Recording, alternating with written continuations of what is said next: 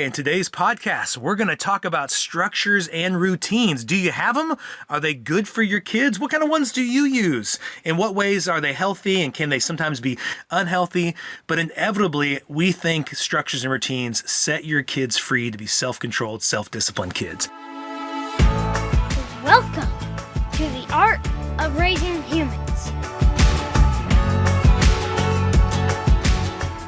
Hello and welcome to episode 28 of The Art of Raising Humans. I'm Kyle. And I'm Sarah. And today we're going to talk to you about the importance of routines in your kid's life. I know for many people, we feel like we maybe understand this kind of subject and topic, but we find in our interactions with a lot of parents that there aren't a lot of routines or structures put in place. And maybe there's not even an understanding of why they're so helpful, to put them in place. Lots of times, routines, we're talking like bedtime routines, eating routines, sleeping routines. I think you kind of feel like, yeah. I mean, we want routines. Yeah. But maybe we feel like that's, just if you can, that's great.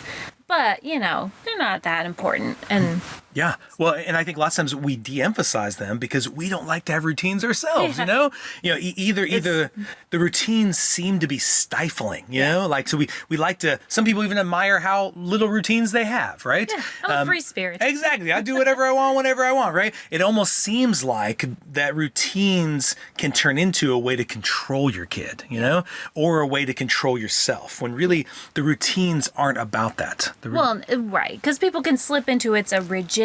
It's a rigid, it's fear-based, it is a controlling thing instead of in a healthy routine is actually a source of freedom. Yeah. I love that. So why are structures and routines so important, Sarah? All right, so do it, Sarah! Enlighten us. Structure and routine helps us know what's going to happen next. And as grown-ups, we like to know that, right? If I went into my work day and I had no idea what's going to be happening every day, it would be very stressful because I didn't know, am I going to like it? Am I not? What's happening next? Exactly. When are they going to give me lunch break? Yeah. What if one day it's at 10, one day it's at 2? I never know. All those things, that predictability helps us settle, feel peaceful, feel like, okay, this is what I'm going to do, then this is going to happen. And as much as we feel that as grown-ups, with all the flexibility that we have, with all of the grown-up control we have, kids don't have any of that. So it's a far scarier world where they're dependent on all these grown-ups and they have no idea what's happening next. Yeah. I mean, as you were saying that, I remember even when you and I first got married, and you are a fantastic cook, but your meals sometimes take a long time to cook. And as a bachelor, my meals never took long times at all. It typically involved a microwave, and so if I was hungry, my routine was I nuked something, or I cooked some chicken nuggets in the oven, and so max, my meals took 20 minutes to cook. So when we got married and you were cooking some kind of meal, I was thinking 20 minutes, it's going to be ready. And then it'd be like an hour into it, and my routine is all messed up. Like my body, even our bodies will get on a routine of like, my body heard you say dinner's going to be ready soon. And it was like an hour's gone by. When are we eating food? And I remember feeling so anxious because I didn't know, some counselors call it food anxiety. I was kind of like, I had this food anxiety of like, when am I going to eat? And then when you started telling me that, lasagna takes longer than 20 minutes or whatever beautiful dish you were making that day, I got a new routine, and I instead could go grab a snack, while I'm waiting for that hour and a half to go by. And then I wasn't so anxious, but it was the not knowing what was going to happen next and when to expect it. Even as a grown adult, I began to feel very anxious. This is going to happen, then this is going to happen, and then you're going to do this. All those kinds of things give us peace of mind, help lower the stress. We know what's going to happen, and we get better at that skill as we continue to follow this routine.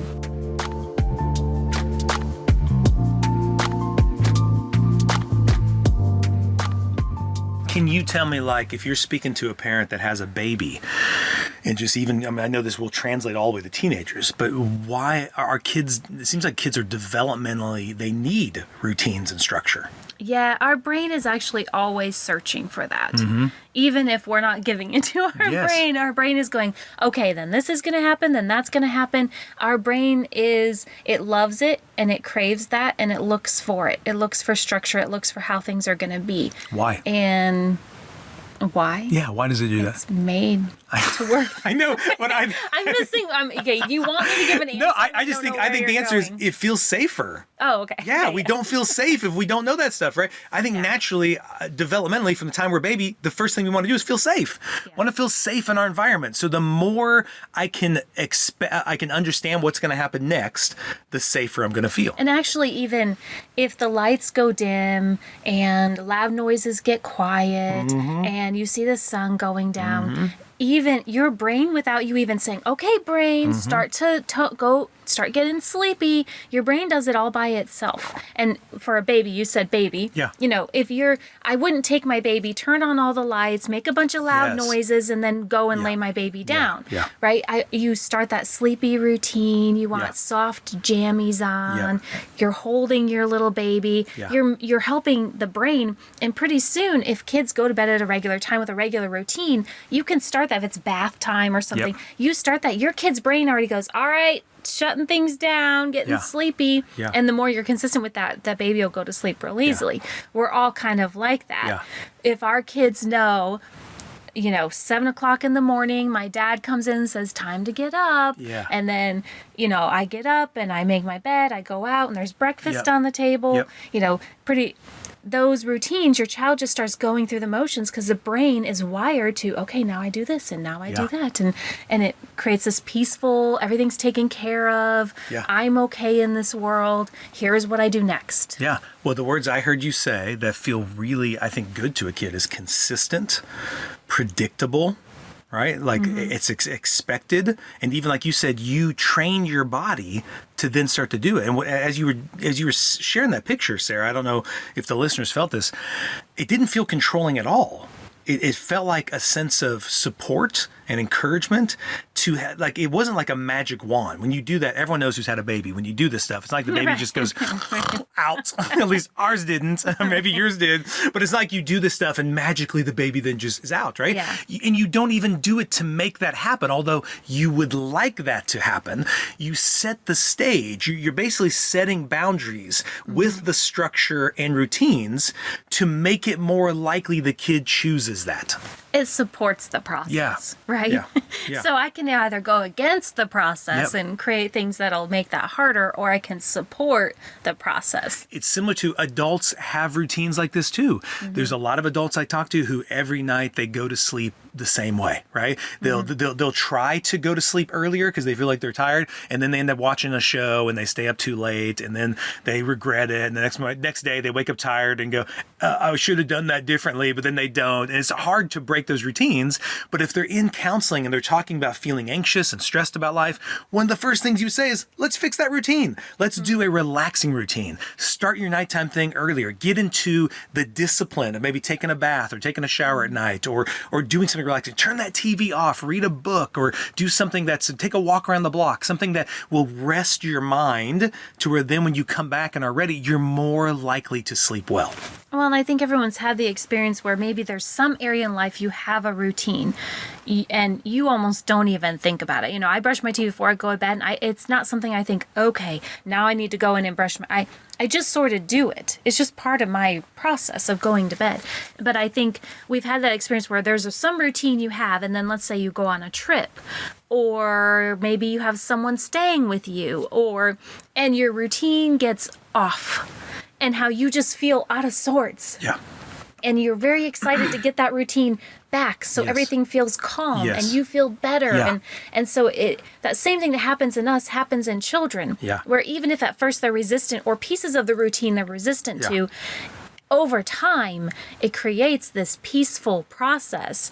And not to say it'll always be perfect, just like it isn't in our lives, but it does set that stage and it does support that process. You even used a good word there that brought something to my mind was if I had a kid who was struggling with resisting a lot, a really resistant kid, I would really definitely want to have structures and routines in place, Yeah. because it's going to help the kid learn how to cooperate. It's going to make it more likely when they're doing life, doing school, doing whatever, they're more apt to cooperate with the routine rather than resist it. I find a lot, not saying it's 100% true, but a lot of resistant kids who the parents are complaining about a lot of defiance is typically you'll find a lot of inconsistency. You'll find a lot of the routines are inconsistent and the kid doesn't know what to expect from day to day, And if you can help that kid start to feel this sense of relaxation and rest and just cooperating and almost like submitting to the routine, then the kid learns that, oh, I don't have to resist everything. I can actually just let go and let the routine take me. Yeah, it becomes just part of their daily process. Yeah. I mean, I know in our family, from day one thing I feel like we did well is have a nighttime routine. And not to say there weren't ever struggles with nighttime, but I don't feel like that has been our kids brush their teeth, wash their face, go to bed, and that's generally not a big area. But cleaning rooms, we never created a big routine. It was sort of like, oh, your room's messy, let's clean it. Instead of every Saturday morning, it's clean the room time. Exactly, yeah. And so that has been a bigger struggle in our family because it's been more of just a spontaneous. Yeah, it's inconsistent. It's not as, There's no routine to it. Mm-hmm. And so that's something we've actually talked about recently. Maybe we need to build more routine around that because it is a harder area. Yeah. And we, for our family, it's a value system. We take care of our stuff. We take care of our room, and so that's just an example where you can have these routines that has minimized, I feel, a good deal of struggle. And our kids feel very secure in that. They're taking care of their bodies, getting sleep. They flow with it really well. Right. Yeah. But then this other area where we didn't have that routine, there's just more stress and struggle and all the things. That makes me think of the previous podcast, which if you haven't listened to it, you should go back and listen to, about consequences.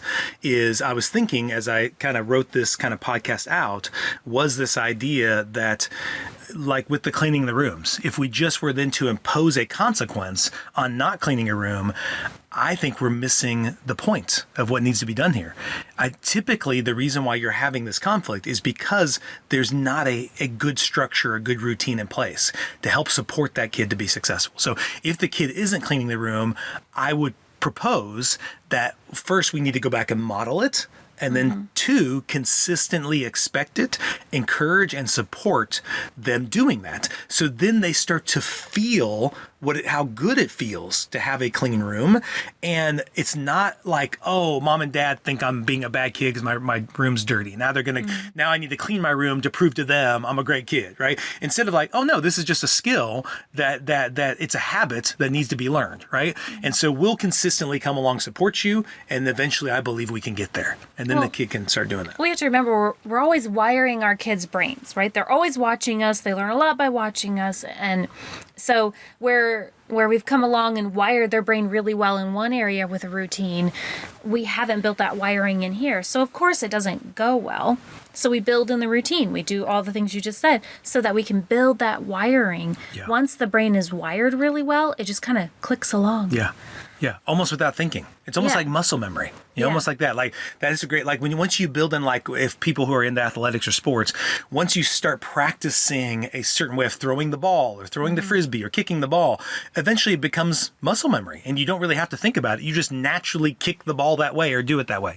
I remember once I got cleaner, it was kind of a thing I had to learn in college, but I began to feel I liked being clean. And then after a while, it would be harder to be dirty. Or I remember getting in the routine of brushing my teeth at night. And then all of a sudden now if I go to bed at night without brushing my teeth, it feels gross. It doesn't feel right. Yeah. And so that's kind of what we're talking about, is helping the kid get into that, where it's not me making them do something. If I feel like I'm making the kid do something or getting the kid to do something, I think there's a failure of a routine or structure in place,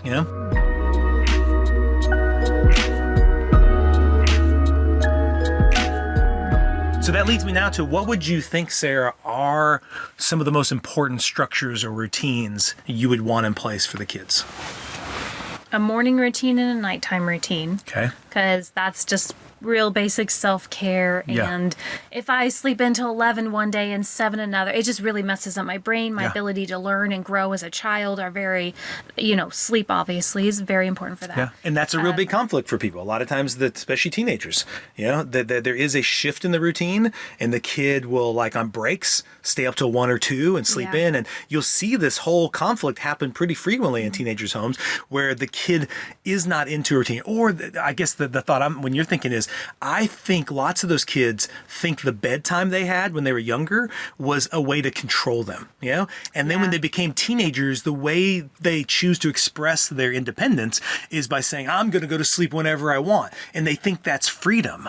When really you're watching it as a parent, like, you don't seem free. Like, you seem like you feel like you have to stay up to somehow be a more grown up person. And then you're exhausted the next you day. suffer. And you're like, You yes. see, yeah. Oh. Yeah, and so our hope, obviously our kids are 12, 9, and 5. And so as our kids go into those years, I'm interested to see how this routine they bought into at night, where they readily accept and they want to go to sleep at the time that, they go to sleep. Well, they know that how continues. they feel. Yes, We exactly. do make comments. It's not like they never miss a bedtime, Sure. right? So they know what it feels like to stay up late. And that's just part of our process of, I stayed up late. I feel kind of tired. Mm-hmm. You talk about, we made this choice. What's the consequence of that choice? Yeah, Not that you're, not in a bad way, Yeah. but just to bring awareness Exactly, to if I eat, pizza and ice cream Exactly. for dinner, Yeah. or how do I feel? Exactly. compared to- It might have tasted good, but then I feel Yeah, kind of and it's gross fun, afterwards. And Yep, not yep. that we're not going to do Yep, that. Just, yep. We're not just going to do that. raise their Yeah. awareness. Well, and you want them to choose it. That's what I'm saying. Even if the kid's going to stay up late, the kid chooses that and then accepts the responsibility of those outcomes. The ones that just naturally happen because you've been up so late. Yeah. The taking care of our space, cleaning our house, Yeah. cleaning our rooms. Yep. That's what we talk about. How does it feel when the room is messy? When the room is clean, we go, I walk back in and go, how does the room feel? How do you feel? Yep. And I just bring awareness so that to reinforce the routine. I would add, if I could add a third one, so tell me if you have more, but you said morning routine, which I think obviously kind of predicts how your day is going to go. Like, you want to start Yeah. that well. A nighttime routine, which helps that morning routine go well too, but an after school routine, so for a lot of Yeah. families, the after school routine, I think, is crucial and I think is really, really missing, so for a lot of kids, the after school routine, especially once they get a phone or have a device, they get picked up at school and they veg out on the device for 30 minutes and feel like it's necessary to, like, somehow, I just gotta decompress from the day, Yeah.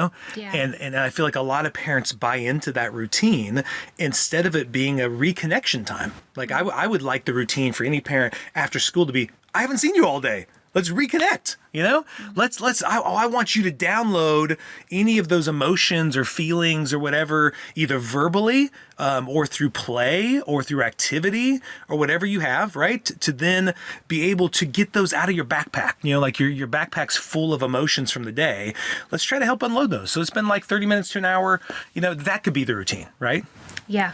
And then it's supporting. It's sort of, you've left. How are you going to re-enter Yes. the family and Yep. the home? How we all have, if you think about it, you have a routine coming home from work. Yep.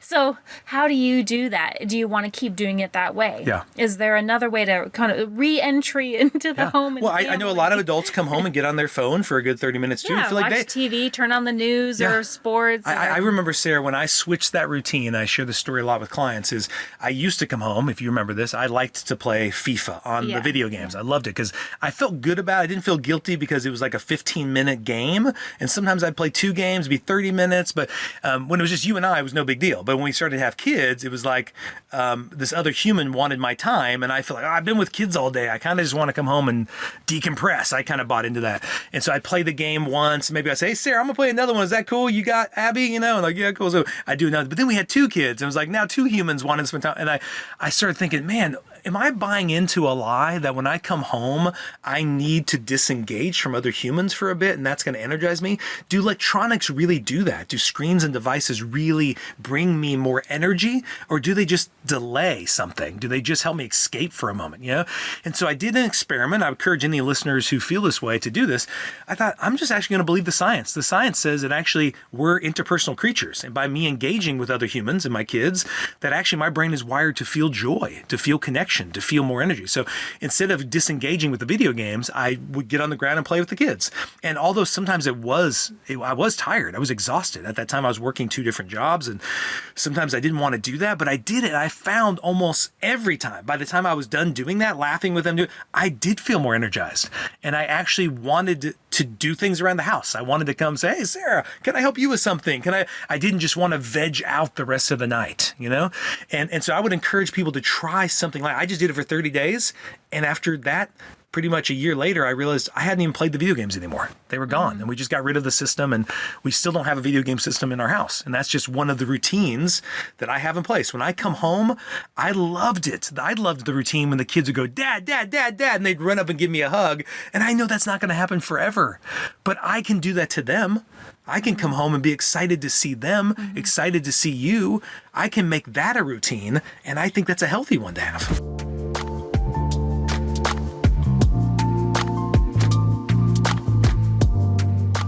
If you look, I think most people know in their heads that routines are great, but it's actually kind of, if you're, I find this interesting. I think it's kind of fun to look. There are studies done on people who wake up and make their bed, and people who make their bed, studies show, are more successful and get more done than people who don't make their bed every day. And not that you have to make your bed every day, but there is a lot out there that shows these little things, these little habits we build in, really trickle through our life and affect a lot of areas. And we can set that stage for our children. We can build that for to reduce conflict, to help our relationship, to help them be healthy, adults help with habits, and help increase their cooperation. So we can build that in now, and it just has a big payoff. And I want to encourage every adult who's listening to this, it's important to model it. Have healthy routines for yourself, and if you feel like routines feel constraining or controlling, I would encourage you to rethink it, that this is what a disciplined life looks like. A person who is self-disciplined has healthy structures and routines in place for their life, and then they model it to their kids. And it actually is going to help you with emotional regulation, self-control. I mean, there's so many positive things that come out. It's not about controlling you. It's not about you doing things to become a good person. And we're not speaking of some sort of routine that's held with this rigid anxiety. That's not the intent. It's not, we have to do this now. I know. That's right. Alarm bells going off. It's 8:00. We haven't done the routine. Let's go. It's not done that way. It's done with a freedom and a joy and you hit a good point. I was going to say our routine's always good and healthy.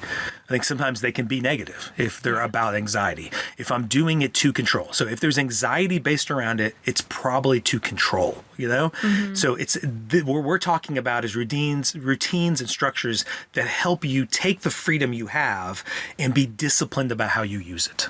And then what I like about it early on, we did this when the kids were young, the whole bedtime routine, we did that with them, right? So if you've got little ones, sit down and talk to them about the routine. Even Dr. Becky Bailey and Dr. Markham would talk about doing it visually, make a picture of the routines. So our routine that has been in place since they were little was every night. You can use ours or would come up with your own, but ours has always included reading something together. Ours has always included brushing the teeth and then singing a song with them and praying with them. So those are 4 things that we always do every night and have put that routine. Lately, to be honest with you, we've kind of gotten out of the routine of reading because we just have a good book at this time. So there are moments where we're like, I just don't have a good book I want to read right now. But even then we're like, but we want to get back to that. We really like that reading together thing. And there's a lot of times there's books the kids want to read that they want to read with us, and we feel the same way. So doing those kind of routines for us have really helped. The morning has also been great. I mean, the kids kind of know the routine there. There was a time where there was a lot of conflict around that. And what we did was we decided with the kids 5 important things we wanted done in the morning, and they wanted done. And they agreed upon those. They came up with those. And then we just encouraged them over a span of 30 days to 60 days, being intentional. Every morning we focused on those 5 things being done before we did anything else. And they refer to it as their list. And so really all we have to do is your list done? And they just hop to it and go get the rest of, if they haven't done everything. Sometimes they have. If they haven't, they just go get the rest done. And there's no big discussion or anything. We just all know what's happening. Yes. So altogether, what I hope you're hearing us say, if you don't have routines and structures in place, I would encourage you to do, especially for the morning routine and the nighttime routine, those two. But I think for kids that are going to school every day, how they get re-welcomed into the family, how they process those emotions at the end of the day, I would encourage you that I think using a screen after school isn't going to be as helpful. So I think having some other kind of routine where they get used to like, oh, when I come back home, this is how I do. If you have teenagers, I would really strongly encourage you talking to them about routines that they have in place and ways in which they could create their own routines. I know even one book, a guy talked about having a teenager, how he changed his routine as a dad because he noticed after school his kid wasn't opening up like he used to. And so he started a new routine for himself where he'd set his alarm at like 11:30 or midnight when his kid was up. And he would wake up and walk into the living room and act like he was getting some water or something like that. And he found his kid was just more talkative. And so he just started this whole new routine without his teenager even being aware that he was doing this on purpose. But the point was he was intentional about the choices he was making in regards to setting himself up to have the relationship he wanted to have with his kid. So I would encourage you to just reflect upon the routines that you have in place, because they're there. Like Sarah said, our brains are designed for this. So whether or not you know you have them, you do have them. You have routines, you have structures that if you're using them to control, move away from that and think of it as discipleship. It's all about disciplining yourself and helping discipline the kids to be self-disciplined, okay? So would love to hear some of the routines you have in place. We just covered 3. There's many other ones people do. Love to hear your nighttime routine, your morning routine. So feel free to send that information to us. And we'd love to share that kind of stuff on some further podcasts when we talk about this more in depth, okay? So thank you for listening. I hope this was helpful. Please share it with other families so they can also be helped with this information. And as always, have a great day. Thanks for listening. The Art of Raising Humans podcast should not be considered or used as counseling, but for educational purposes only.